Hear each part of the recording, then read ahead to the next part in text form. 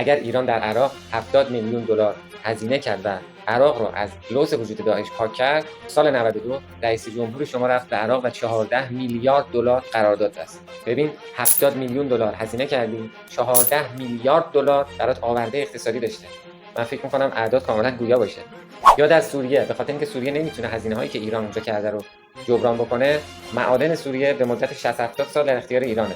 شما برداشت می‌کنی 10% رو میدی به سوریه و 90%ش رو خودت برمی‌داری. ببین عزیز من، چرا فکر می‌کنی که این هزینه‌ها داره خیرات میشه تو این کشورها؟ چرا فکر می‌کنی برای کشورت آورده اقتصادی نداره؟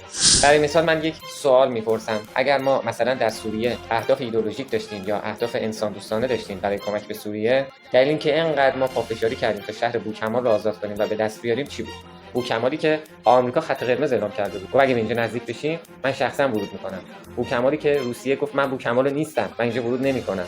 اما نیروهای حاج قاسم شبانه رفتن و اونجا رو آزاد کردن. عملیاتی که از نظر نظامی باید تو تاریخ ثبت بشه. عملیات آزادسازی بوکمال که خیلی مهم بود و همه تعجب کردن که ایران چطور تونست شهر بوکمال رو آزاد کنه. آیا اهداف ایدئولوژیک داشتید که بوکمال رو آزاد کردی؟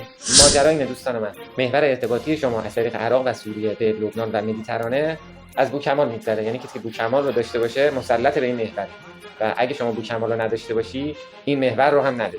و امروز ایران میتونه از طریق راهن عراق به بوکمال و از اونجا به لبنان و مدیترانه مرتبط بشه که کالای شما ظرف مدت 2 روز میرسه به سواحل مدیترانه.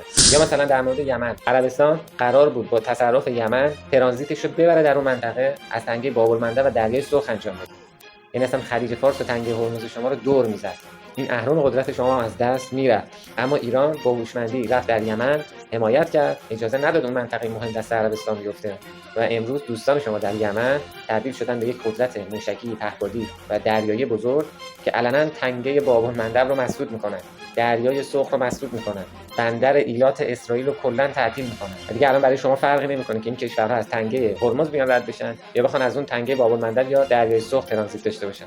شما به سر تا سر این آبهای جنوبی و این دو تنگه بسیار مهم مسلط و اتفاقی در یک سال گذشته افتاد ایران رو از یک فاجعه نجات داد که آینده قرن‌های بعد ایران رو هم نابود کرد. این چیزی نیست که من بگم، خود نتانیاهو در سازمان ملل علنا و بیر و دربسی اومد مطرح کرد، نقشه‌ای رو به همه نشون داد که یک محوری رو ما داشتیم برنامه‌ریزی می‌کردیم و ایران هم یک محور دیگه‌ای رو داره برنامه‌ریزی می‌کنه.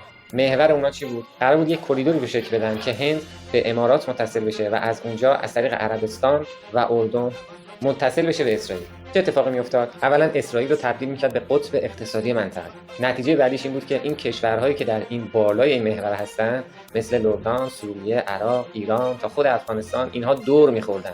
یه خبری از مناسبات اقتصادی نبود. یعنی همین میزان اقتصادی هم که این کشورها در این روزها دارن همین هم دیگه نخواهند داشت. و حاصل این قدرت مطلق اقتصادی اسرائیل این خواهد بود که قدرت غالب بر منطقه خواهد بود و تک تک این کشورها رو تجزیه می‌کرد. میلیارد برای این کریدور هزینه کرده بودن که همه اینها بعد از طوفان الاقصی رفت رو هوا. یعنی ببین اسرائیل در داخل مرزهای خودش درگیر شد، امنیتش به باد رفت و دیگه نمیتونه به اون شرایط قبل از 7 اکتبرش برگرده. ببین اینها اگه برای مردم تبدیل بشه دیگه اون سلبریتی نمیاد یه دفعه مردم بگه که آقا ما چرا اینقدر به غزه و لبنان داریم کمک می‌کنیم در حالی که خودمون اینقدر مستضعف داریم. اون سلبریتی اگر این مسائل رو بدونه متوجه میشه که اگر این اقدامات رو ایران انجام نمیداد باید تمام گل‌های ملی که به ثمر رسونده بود رو میورد سر شورا حراج میکرد تا خرج زن و بچه شده. اگر صرفاً اهداف انسان دوستانه برای مردم تبیین بشه، مردم میگن خب ما که خودمون این هم مستضعف داریم، چرا اول به اینا رسیدگی نمی‌کنید؟ یعنی منطقیه، چون تنها هدف رو همین براش تبیین کردی و از یه جایی به بعد به این شبهه میرسن. چرا مذمت می‌کنید این افراد رو؟ یا افرادی که براشون شبهه ایجاد میشه که چرا انقدر ما داریم هزینه میدیم برای ایدئولوژی خودمون، در حالی که ممکنه مردم خیلیشون اصلا به این ایدئولوژی اعتقادی نداشته باشن. اما وقتی براش تبیین بشه که بابا فقط اهداف ایدئولوژی یا صرفاً اهداف انسان دوستانه نیست که ایران داره از این کشورها حمایت میکنه، بلکه اهداف ژئوپلیتیک منافع ملی خود ایران مطرحه. یعنی اگر شما ایرانی فارغ از اهداف انسان دوستانه یا ایدئولوژی، اگر صرفاً منافع ملی خودت برات مهم باشه، از این اقدامات حمایت می‌کنی. به این خان در امتداد این را یک صدا با ایمان، زنده باد ایران. بگو زنده باد ایران، دست بالا بگو زنده